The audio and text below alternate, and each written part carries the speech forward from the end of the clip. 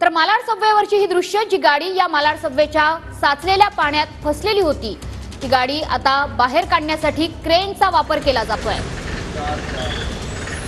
मालाड सबवेवरची ही दृश्य आहेत। मालाड सबवे सध्या वाहतुकीसाठी बंद करण्यात आलेला आहे, मात्र या सबवेमध्ये अडकलेल्या गाड्यांना बाहेर काढण्याचं काम आता प्रशासनाकडून युद्ध पातळीवर सुरू करण्यात आलेलं आहे।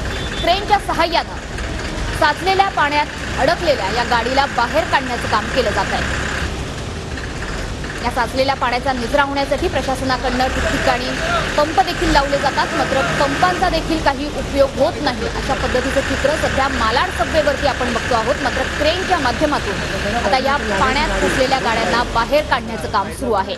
या गाडीचं पावसाच्या पाण्यात फसल्यामुळे मोठं नुकसान सुद्धा झालेलं आहे। प्रशासनाकडून सध्या क्रेनच्या माध्यमातून, क्रेनच्या सहाय्याने या गाडीला पाण्याच्या बाहेर काढण्याचं काम केलं जात आहे।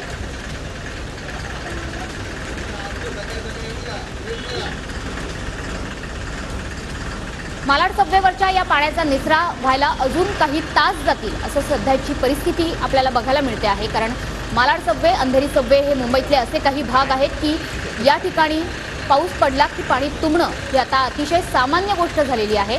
मात्र आता सध्या क्रेनच्या सहाय्याने ही गाडी बाहेर काढण्याचा प्रयत्न सुरू आहे।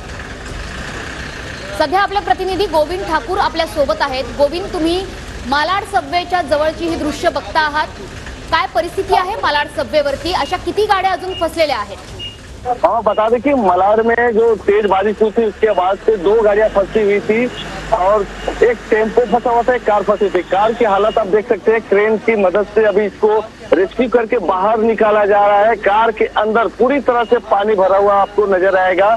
ट्रैफिक पुलिस के जवान यहाँ पे खड़े हैं, कार को रेस्क्यू करके पानी के अंदर से निकाला जा रहा है। कार पूरी तरह से पानी के अंदर 3 से 4 घंटे तक डूबी हुई थी। पानी कम हुआ, उसके बाद से अभी इसको रेस्क्यू किया गया। इसके पहले एक टेम्पो फंसा हुआ था, टेम्पो को भी नक्कीच गोविंद, आपण बघतोय की क्रेनच्या सहाय्याने या गाडीला अक्षरशः उचलून बाहेर काढलेलं आहे। या गाडीचं पूर्णतः नुकसान झालंय, कारण गाडीच्या काचा उघड्या होत्या, आतमध्ये पाणी शिरलेलं आहे।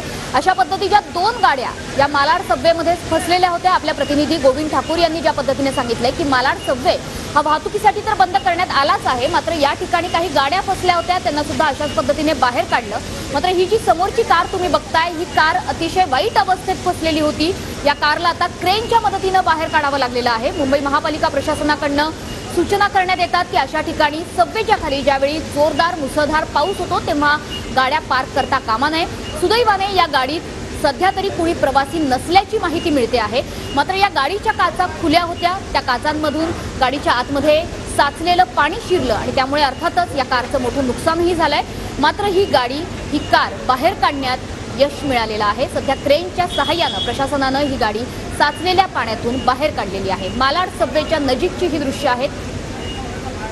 तर दुसरी दृश्य आपण बघतो आहोत, काही वेळापूर्वी सकाळी 9 वाजताची ही दृश्य आहेत। टेम्पो देखील अशाच सबवेच्या पाण्यामध्ये फसलेला होता, या टेम्पोला सुद्धा बाहेर काढण्यात यश मिळालेलं आहे।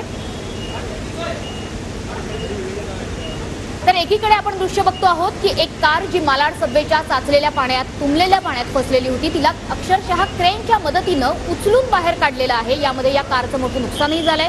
तर दुसरीकडे एक टेम्पो सुद्धा फसला होता, त्याला सुद्धा आता साचलेल्या पाण्यातून बाहेर काढण्यात आलेला आहे। त्यामुळे मुंबईकरांना आवाहन आहे की अत्यावश्यक कामाच्या शिवाय अशा पद्धतीने ज्या ठिकाणी मोठ्या प्रमाणात पाणी तुंबलेलं आहे, साचलेलं आहे, त्या परिसरामध्ये जाऊ नये। विशेषतः मालाड सबवे आणि अंधेरी सबवे या ठिकाणच्या पाण्याचा निचरा अद्यापही व्हायचा आहे।